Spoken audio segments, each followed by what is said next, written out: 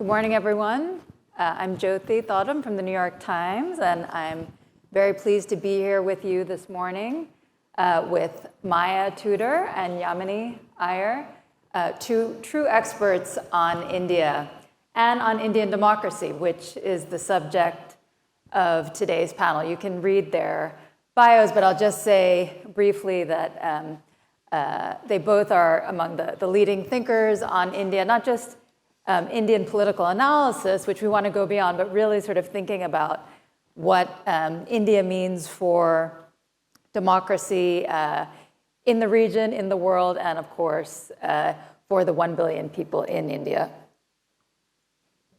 So I'll just start with the question that we've posed for this panel, the recent election results, and what they say about the allure of Modi. So just briefly, I don't want to spend too much time rehearsing the actual results, but as many of you may know, he has been the prime minister. His party has been in power for the last 10 years. In his second term, he had a very healthy majority. This election this year, he set this huge target. He wanted like 400 seats in parliament, is that right? And not only did he not get that, he lost his outright majority. He's now governing in coalition, which was a surprise to many people. And I'd say the sort of straightforward reading of that result was, aha, the Indian people saved their democracy. The strong man is now chastened, diminished, 3 cheers for democracy. So I'm going to ask you guys each in turn to complicate that picture. Is that a fair reading? What do you think, Maya? Well, first of all, just thank you for having me, and thank you to the Athens Democracy Forum and the New York Times. I think there are 2 equally respectable ways to read the Indian election results, and both of them, I think, are consistent with the facts. One, the glass half full, is the one you're told that, aha, Indian democracy has been saved. Strongman who really presided over an unprecedentedly long period of backsliding in India has actually been chastened. He's now governing in coalition, and that will chasten him and also force him to moderate. And in many ways, democratic institutions will bounce back. I think there's the glass half empty, though, perspective, which suggests that, the norms of democracy don't rebound quite as quickly. And for many of you who are following the American elections very closely, it wasn't so long ago, for example, that in the United States, you actually saw Supreme Court justices confirmed by huge supermajorities, and now that hasn't happened in a polarized environment, and it's hard to imagine that actually ever happening again from the perspective of where we sit now. So it's the norms of democracy, the ability of Supreme Courts, of parliaments, of media to scrutinize, that we just don't know yet how quickly they will bounce back. Yamini, what do you think? And I would just mention also that Yamini lives in India. You were there just until this fall. You're now at Brown. Maya, you were there in March. I was there this summer in June, right after the election. So we're all speaking from some personal experience, but especially Yamini. So go ahead.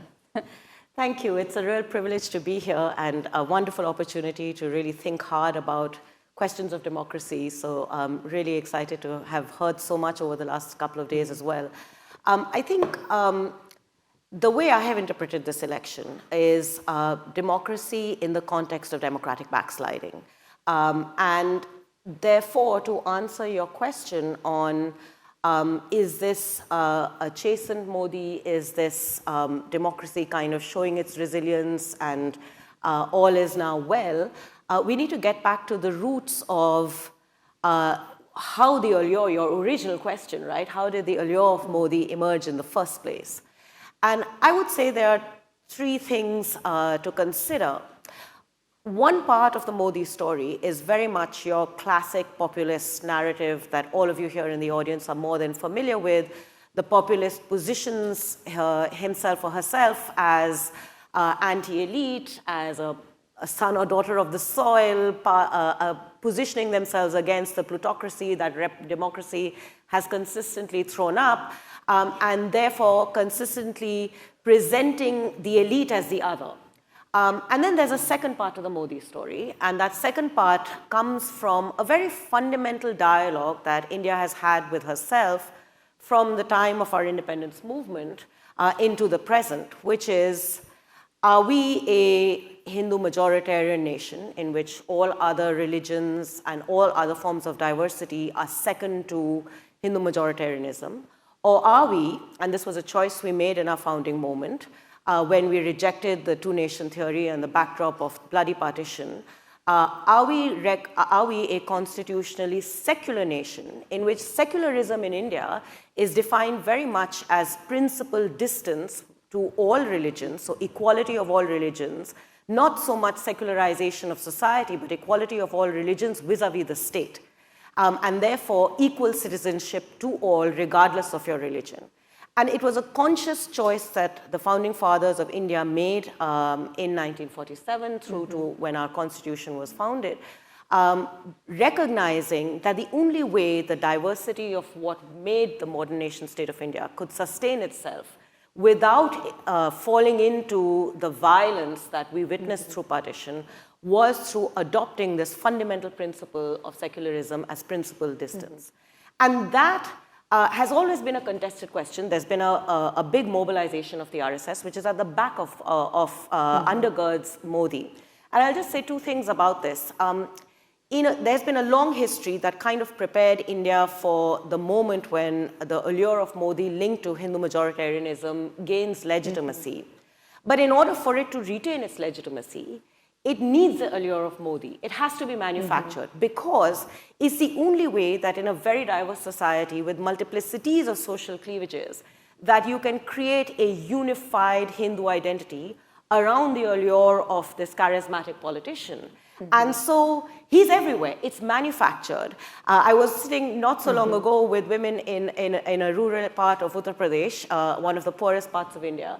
And one of the things that, these women are Modi supporters, they were explaining to me why, and they said, we see his photo everywhere.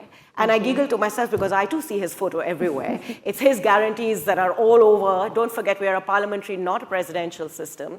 It's this constant presence. We are saturated by it. That is why control of media is so important, to ensure that that manufactured allure is there. That is why all the classic populist authoritarian tools of using the coercive powers of the state to curb civil society, to curb dissent, to convert any questioning of the ideological project into the enemy as anti-national. So your questioning of the ideology is anti-national, your talking for the Muslim is anti-national, your being Muslim is being othered completely in order to sustain this. The allure of it has been rebuked, no doubt. The mesmerized way in which the Indian population... The spell has broken a little bit. The spell is certainly broken. But does it mean that all these elements have disappeared and what is done to Indian society have disappeared and this contestation has gone? Absolutely not. And that's the critical issue. So I want to come back to the RSS in a minute. But before we do, all those ideas that you described in India's founding, and I know, Maya, you've written about this as well, those aren't just ideas. I mean, those have been expressed for the last 70 years in India through what have been, for the most part, very strong democratic institutions: the press, the courts, the independent bureaucracy, civil society. I want to give our audience here a picture, for those of us who've been in India, over the years, like really just how bad it has gotten. I mean, I think it's fair to say, like the situation as far as India's democratic institutions is approaching the point just before the emergency in the 1970s. Maya, do you think that's fair? Absolutely. There are some scholars who've written actually that India was living, I don't know what some of them would say today, but certainly before the election was living simply in an undeclared emergency. I mean, just to give you a sense of this, right, the violence against Muslims, we don't have official counts of it, but there are some organizations that suggest it's gone up by 90% in the 5 years after Modi's election compared to before. Press freedom, India dropped to 161 out of 180 countries. That's below Pakistan, it's below Hong Kong, it's below Belarus, right? So just the sheer amount of intimidation, many, in terms of courts, many of the most important decisions that the Indian government took, lockdown at 4 hours notice, the Citizenship Amendment Act, they were simply not scrutinized by Parliament. And this is coming from a court that many would have considered the most activist court around. Certainly in the region. Certainly in the region, but even some would say, I think, among the very most activist. So the scale of decline, I mean, just to give you a little bit of a personal anecdote, I teach students from around the world. A number of them are Indian. When the BBC screened a documentary on examining Modi's role in the 2002 riot, it was immediately banned in India. Some of my students came to me saying, we'd like to screen this and have an event around it. And I said, sure. They said, but please don't tweet about it. Please don't put it anywhere on any website. Please don't WhatsApp about it, because students are being asked at police stops to open up their phones, and that their messaging is then searched. So coming from a place that was once considered really a vibrant democracy full of contestation, and that contestation is very much written part of its very vibrant history. I think that it was really quite a marked decline in the tenor of democracy. Yamini, would you like to address this? And I think I would particularly like for the people in this room to understand, for those who feel like the kind of shutting down of civil society in a country as big as India is not possible, it is very much possible. Oh, yes. I mean, not to belabor the point, so two data points. The use of the coercive powers of the state, the Enforcement Directorate, the income tax authorities, the Central Bureau of Investigation. An investigation by an Indian newspaper found that over these last 10 years, 95% of the cases were directed specifically at opposition politicians. And it's not like the previous regimes have been clean. Everyone has often used state power to pursue their own goals. But it is the scale and the efficiency with which it went. And one of the jokes that the opposition put out in the run-up to the elections that really captured the imagination was the washing machine, which was of several of these politicians that had these overnight raids, being thrown into jail, etc. If they were to switch into the BJP, all their sins would be washed away. So the BJP was a washing machine. Civil society organizations, a very core part of Indian democracy, something that we're really proud of, that have been spearheading several progressive legislation around questions of India's welfare state, etc. An active attempt to undermine it. Trust me, I know from my own experience, the use of the income tax authorities, the CBI, using the foreign contribution. Central Bureau of Investigation. Yes, using the Foreign Contribution Regulatory Act to basically close down all sources of funding, over 17,000 nonprofits. This is a major source of funding for India. Found themselves with their licenses rejected on extremely absurd conditions. And effectively completely undermining any space for dissent, for my own community of academics and researchers. It pursued a very, it's hard to empirically show this, but I can tell you from lived experience, a culture of silence because of the very, very overwhelming presence of the state and the absence of courts to defend basic human rights and freedom of speech. So, Yamini, you mentioned the RSS earlier, the sort of Hindu chauvinist, Hindu nationalist movement. It's not a political party, but it's existed in India for decades, way before Modi. And so, again, I would like both of you to sort of talk a little bit about Modi and his position in relation to his own party and this movement, because it's so easy to think of a strong man, a leader like him, as this kind of singular figure, that it's all about his charisma, and he certainly is charismatic. I mean, I met him in 2012 before he became prime minister, and that was quite obvious. But he didn't come out of nowhere, and he's not the leader of a sort of new right-wing movement in the way that you might see in other countries. So Maya, do you want to give us that context? Yes, Yeah. sure. So the RSS, the Rashtriya Swayamsevak Sangh, is an organization that was founded in 1925, so it's almost 100 years old. Modi joined this organization when he was 8 years old. He has risen up through the ranks of this organization. It is by some counts the world's most active social organization. And its central animus is that India's is a view of Indian history that India's problems have arisen from a sort of lack of Hindu unity that has enabled centuries of invasion and conquering, right? That stretches back for centuries. And that it's that view that has very much wants India to identify as a Hindu nation, as a Hindu family, and that, of course, has very real consequences for the rights of religious minorities in the country. It is the organization that set up the current BJP political party. So this party was set up by the RSS, and for, I would say, I'm curious if Yamini agrees, that until really this decade, the reading was that the RSS and not the BJP pulled all the major shots. They made all of the major decisions. And so I think, just to step back and to kind of use this to answer, I think, the broader question of the panel, of the allure of Modi.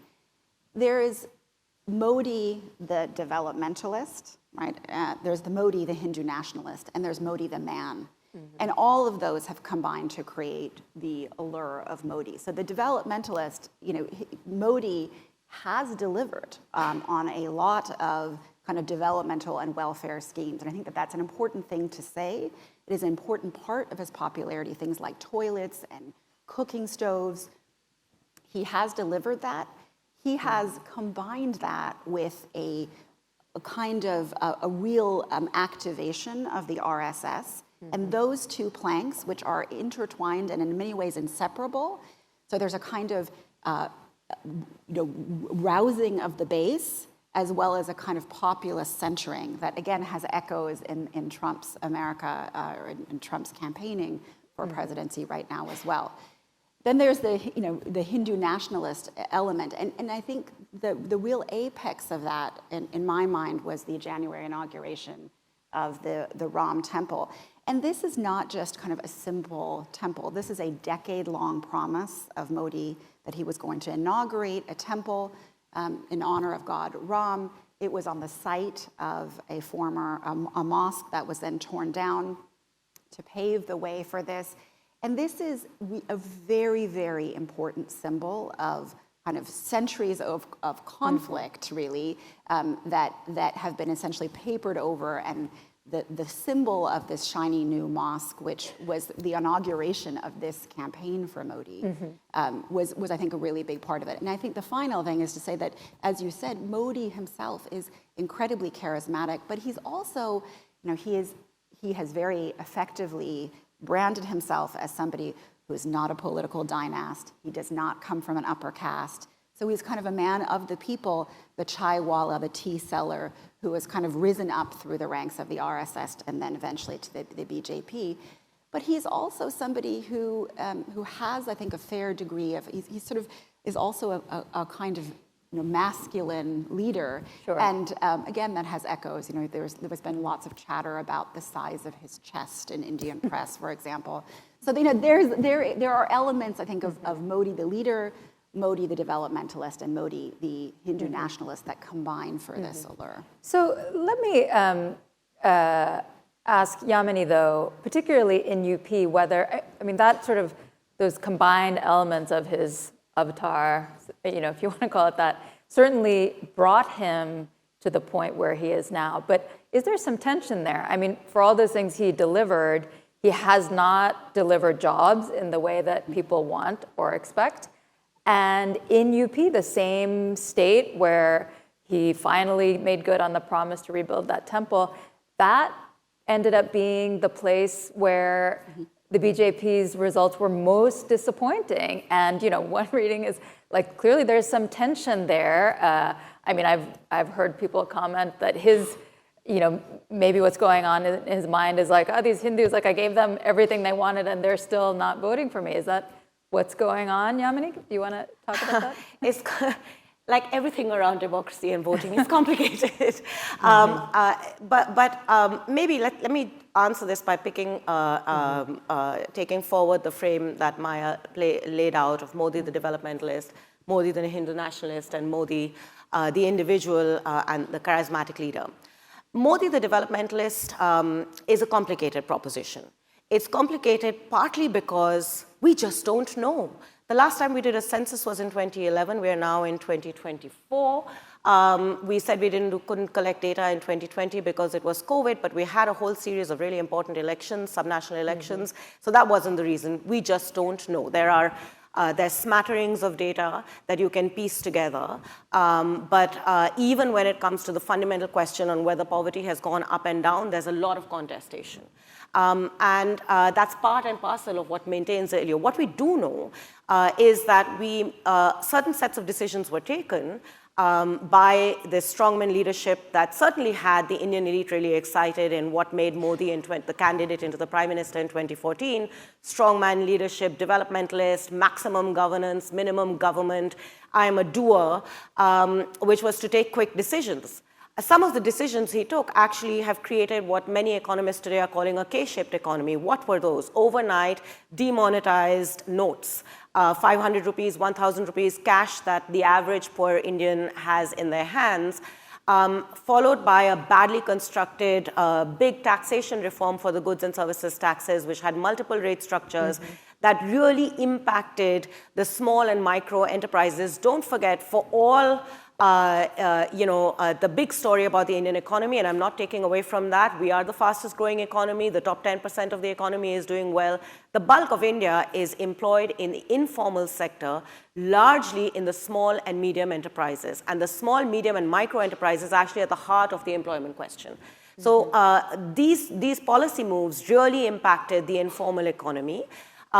Followed by COVID. One of the data points that we do have is that corporate profits quadrupled between 2020 and 2023, but small and medium enterprises and manufacturing employment stagnated and indeed dropped in this period for this series of reasons. And so while we have generated employment, you will hear this a lot, the bulk of that employment in the last 3 years, the fastest growing source of employment is agriculture. A growing economy develops by transitioning out of agriculture, not generating employment into agriculture. So there's a 21st century digital highway story of the Indian economy that's doing fabulously well. I partake of that. But there's this bulk of the Indian economy that simply isn't, and that is why questions of employment, unemployment, price rise were top and center on the minds of voters. And you can see this in polling data too. Modi, the Hindu nationalist, is a more complicated thing because in some senses, we have arrived over these last 30 years. Maya mentioned the mosque, which was at the center of one of the key mobilization elements of the RSS. That centuries of loot and plunder has meant that that the Hindu sites of worship have been undermined, and so a mobilization took place, or it has a long history, but a mobilization that ultimately led to a mob tearing down the mosque, which over another 30 years, and at that point, there was a conversation that India was having with itself. Is this the path that we want to follow? Is this the political mobilization that we want to take over? And it wasn't quite a decided one. By 2024, it was a decided one. I mean, the general tone and tenor was, yes, the temple should have been constructed. It was done. Now what? And in the now what, Modi, the leader, with all his charisma, did what he always used to do through this election, which was to drum up the other, create the enemy, particularly the Muslim. And he, through the election campaign, made various remarks that really were unbecoming, I think, of a leader of a diverse nation like ours. But it wasn't enough. It wasn't enough because the employment question and old cleavages started coming back into play because his charisma is now a little jaded. It has been 10 years. He's still remarkably popular, but it is jaded. And one of the elements of the authoritarian piece of this puzzle created legitimacy to what was initially just stray comments by a few BJP candidates. that the constitution would be amended to remove affirmative action reservations for lower castes in India. And that was effectively used as a tool of mobilization by the opposition party. They had finally gathered momentum and were able to build this up into an election about the constitution, an election to preserve the rights of the Dalit communities. But what has been missing in this, and I've talked for too long, I'll stop here, but what has been missing in this is the question of our religious diversity and the secular project. Because even as opposition parties, many of whom boycotted this consecration, where Modi kind of anointed himself as the priest who was consecrating this temple, fusing state and religion in a way that was unimaginable in our founding moment, they boycotted it, saying this is we don't want to participate in a political project.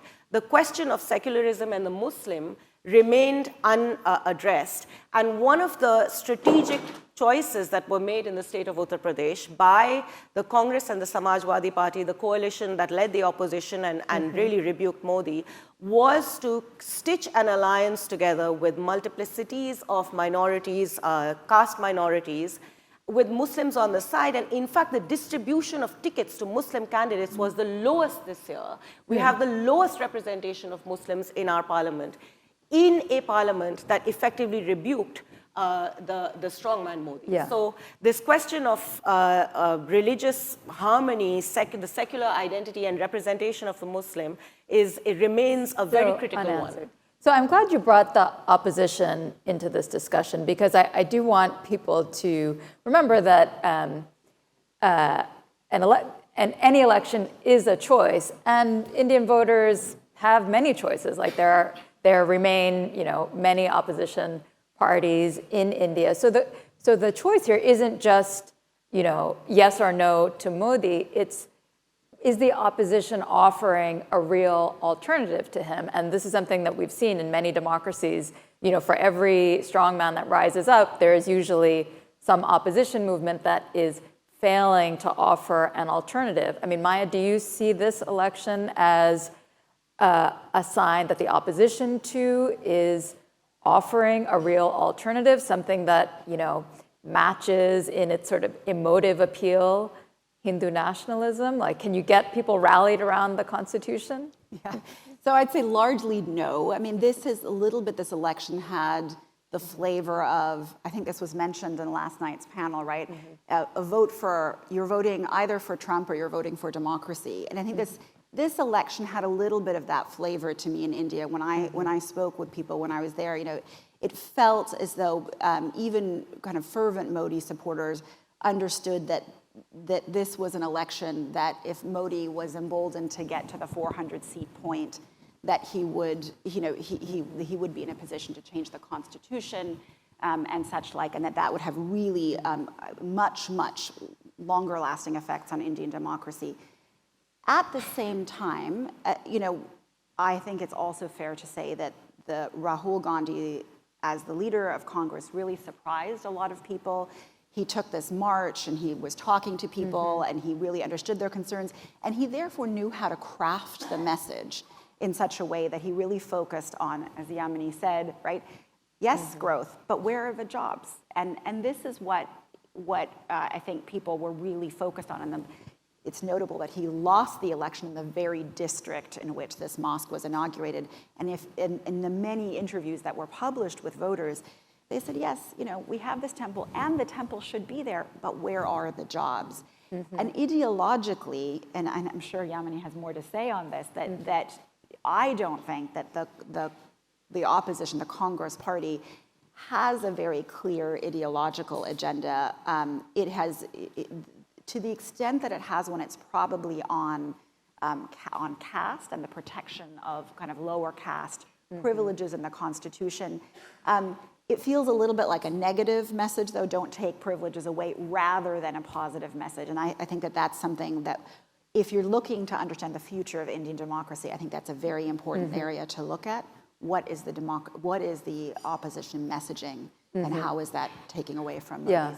Yeah, I've heard Rahul Gandhi try to present Congress as, no, Congress is a party of, it is a lower caste movement now, which is, it's it's hard to see him still as the face of that, if that is the case, but I think that's probably the subject for another panel. But you mentioned the kind of mass mobilization around that march. I was interested to see, again, although there have been big protests over the last few years, the farmers' protests from Punjab were quite significant.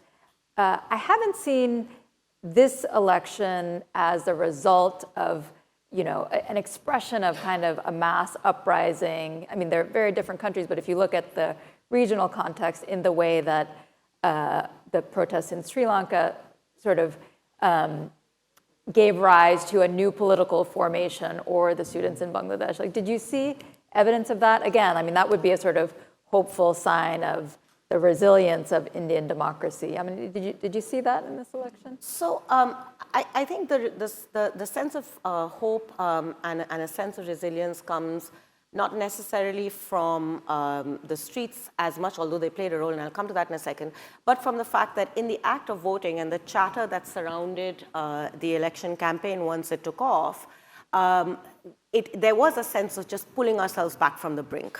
And that was very alive. One of the indicators of that is the total control of the media. I'm part of a research group that have been doing some surveys around this. And even during our own fieldwork, I met a number of core BJP supporters who were willing to say, the mainstream media now only tells us Modi, Modi, Modi, and we need to look for alternative sources. So this re-emergence of social media influencers speaking out played a role. It didn't necessarily affect voter choices. Reach of social media has its limitations in a large and poor country like ours, but it played a role in narrative setting to give you a sense of it. But don't forget that in the dominant phase of 2019 to 2024 of the Modi government, we saw two really important protests on the streets where we had two moments where there was one very serious rollback and one slowdown. The first big moment was with the Citizenship Amendment Act, which is a very fundamental attempt. It is complex, but I'll just summarize to say a fundamental attempt to introduce religion as a test for citizenship in India, which is something that we had rejected in our founding moment. And the Muslim protest, Muslim and secular protest, it kind of brought the constitution into the public sphere for the first time as student protesters came out reciting a preamble of our constitution on the streets. And the whole process then slowed down all the way through till March, weeks before the election. The other big rollback was when our farmers took to the streets. Against a series of farm laws that were bulldozed in 3 seconds through Parliament in the midst of COVID that sought to reform agriculture markets.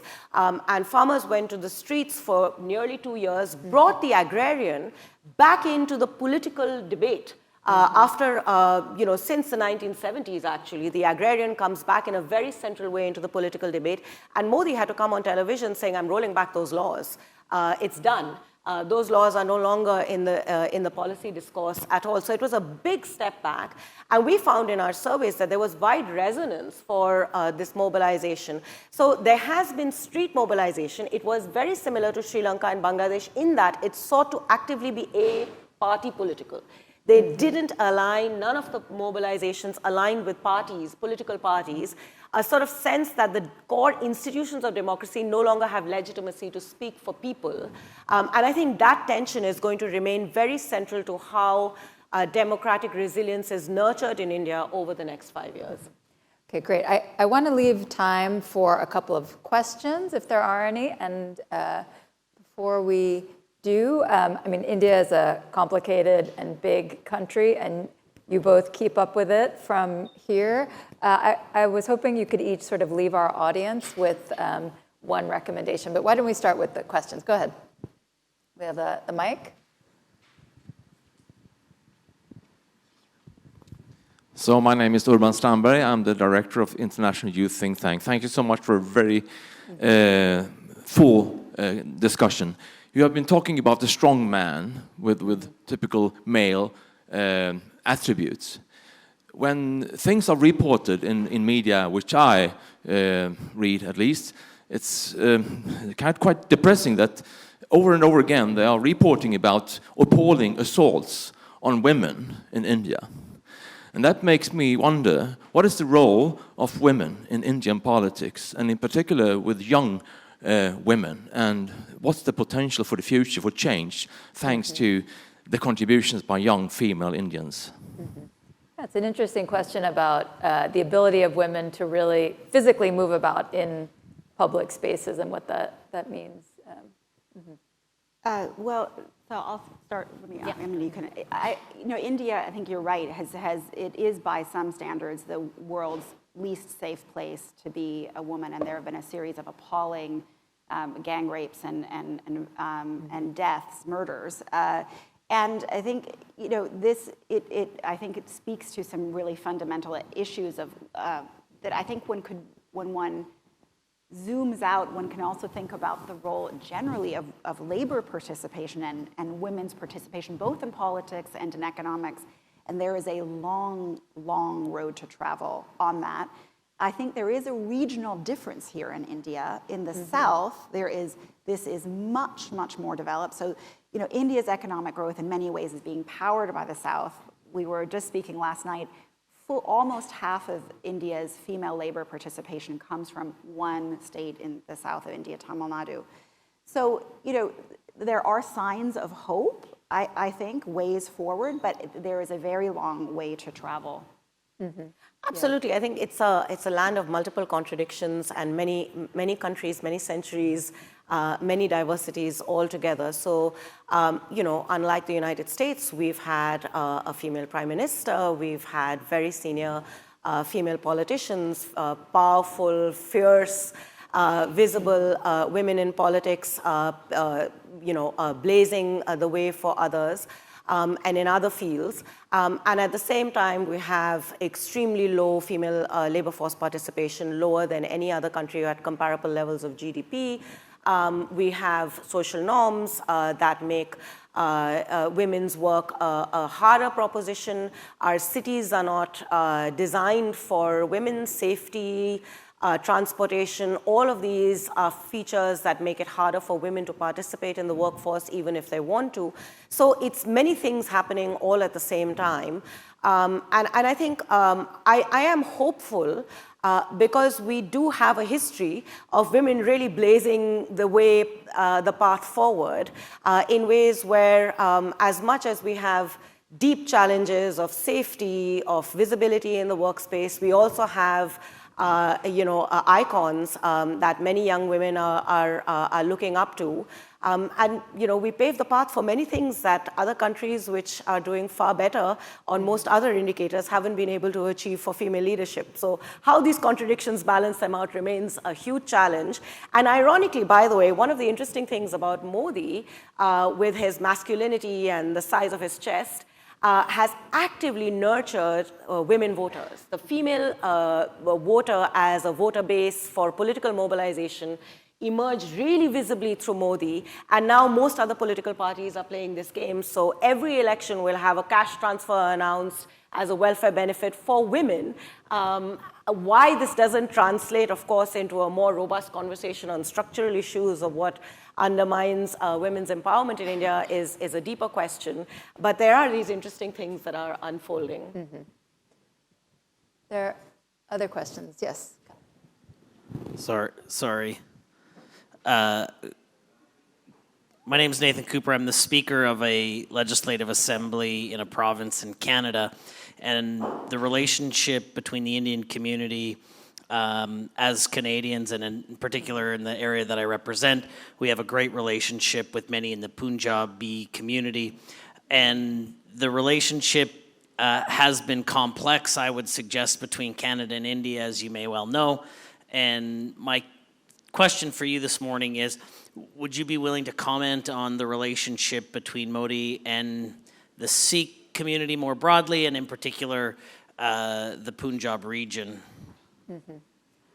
Sure. I guess just, for those of you who didn't follow that, there was, I think it's come to a criminal case now, the Canadian government, and actually there's a case in the US also accusing it's unclear exactly who, but some party in India of basically paying for the assassination of members of a separatist political movement in India who were a Canadian citizen and then someone in the United States. And that has certainly complicated the relationships. Maya or India? I mean, yeah. It's most certainly complicated the relationship, and I think it's new for India in some ways. India's position in the geostrategic world as an emerging global power that is of greater significance in the current moment, and Modi's own image for having spearheaded India's dominance on the world stage is very central to his political allure in India as well. And while the diplomatic cool-off and attempts at trying to fix the diplomatic relationship are underway around this particular controversy, certainly the wider ecosystem of trolls that are now very much a legitimate part of what shapes political narratives in many countries, including ours, use these killings to say, see how we are standing up for ourselves as well. I'm not going to get into the diplomatic question around this, but I certainly think, to your larger question about Modi's relationship with Punjab, the BJP actually, Punjab has a deep history of syncretism, and the BJP doesn't have much of a foothold there. So it is there are complicated national security questions under play here, including with terrorism in the past. And a complicated diplomatic dialogue that is underway. But I think Modi's relationship with Punjab has been a cooler one than Modi's relationship with many other parts of India. Right, so the political stakes for him are not the same as in many other places, it's true. I think we had a question up here in front. Yeah. Yes, thank you. As somebody who's a relative outsider to Indian politics, I wanted to know how you think Indians will move forward sort of in the next 10, 20 years. I mean, we see Modi as a very popular leader right now, or at least I do.